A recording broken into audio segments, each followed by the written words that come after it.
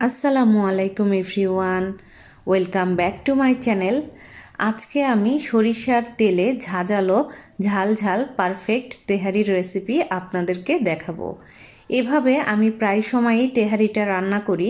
এভাবে তেহারি রান্না করলে দেখতে যেরকম সুন্দর হয় আর খেতেও ভীষণ মজার হয়।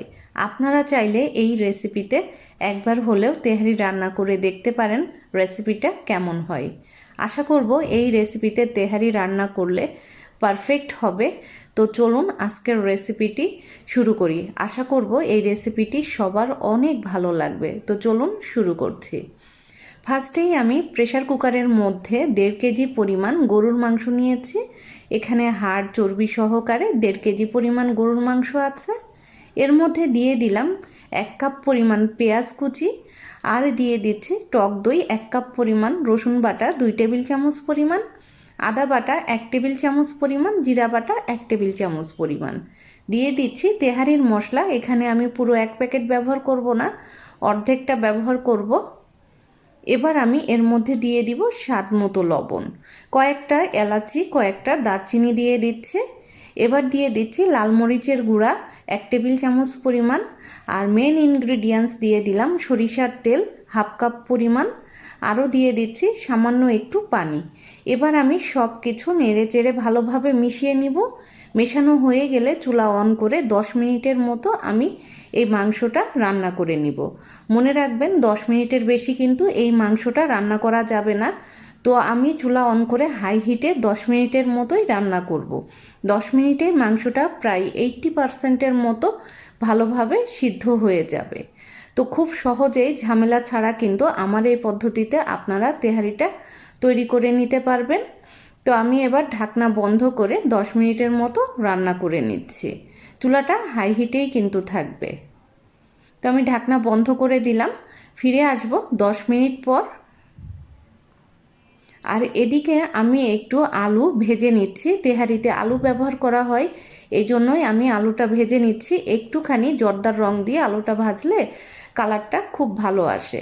আর এদিকে আমার মাংসটাও কিন্তু পুরোপুরিভাবে হয়ে গেছে। মাংসটা কিন্তু আমি 10 মিনিট পর চুলা বন্ধ করে নিয়েছি। আর দেখুন একটুও কিন্তু কোনো রকম পানি বা কোনো কিছু নেই, শুধু যতটুকু দেখা যাচ্ছে মশলা এবং মাংস। এবার আমি মাংসটা এক সাইডে রেখে দিচ্ছি।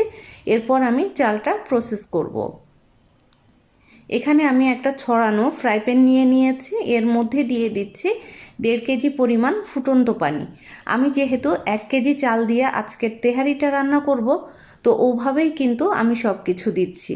এর মধ্যে দিয়ে দিলাম আমি আলুটা তেলে ভেজে নিয়েছিলাম, আর দিয়ে দিচ্ছি কিছুটা কাঁচামরিচ, দিয়ে দিব আবারও কিছুটা সরিষার তেল, লবণ দিয়ে দিচ্ছি স্বাদ মতো, সামান্য একটু কেওড়া জল দিয়ে দিচ্ছি অথবা 1 টেবিল চামচ পরিমাণ, দিয়ে দিলাম 1 টেবিল চামচ পরিমাণ চিনি, আর দিয়ে দিচ্ছি 1 কেজি পোলাওয়ের চাল।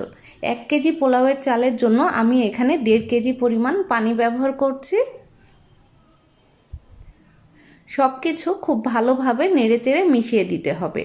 এই পর্যায়ে চুলাটা কিন্তু হাই হিটেই আছে। হাই হিটে করে 5 মিনিটের মতো রান্না করলেই দেখবেন যে চালটা গা মাখা হয়ে যাবে। তো আমি ঢাকনা দিয়ে 5 মিনিটের মতো হাই হিটে রান্না করে নিচ্ছি। 5 মিনিট পর আমি ঢাকনা খুলে নিব। 5 মিনিট হয়ে গেছে। আমি ঢাকনা খুলে আগে থেকে যে মাংসটা রান্না করেছিলাম সেই মাংসটা দিয়ে দিচ্ছি। আপনারা একবার জাস্ট এই পদ্ধতিতে তেহারিটা রান্না করে দেখবেন, বাসার সবাই খেয়ে কিন্তু খুবই প্রশংসা করবে। আর এইভাবে তেহারি রান্না করলে কিন্তু একদমই টাইম লাগে না। তো এবার আমি মাংসটা দিয়ে দিব 2 টেবিল চামচ পরিমাণ ঘি। যেহেতু এখন শীতকাল, আর শীতকালে কিন্তু এই ধরনের খাবারগুলো খেতে ভালো লাগে। তো সব কিছু খুব ভালোভাবে আমি মিক্সড করে নিচ্ছি। আর এই পর্যায়ে চুলাটা যতটা সম্ভব লো হিটে করে দিবেন। সব কিছু মিশিয়ে নিতে হবে এভাবেই।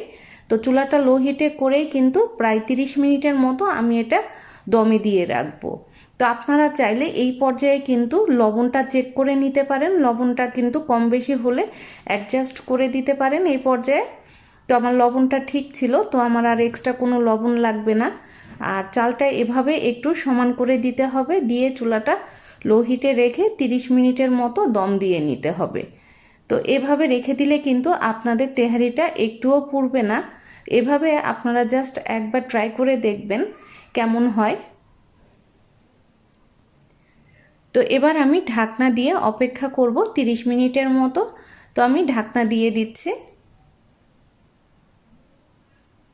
30 মিনিট হয়ে গেছে।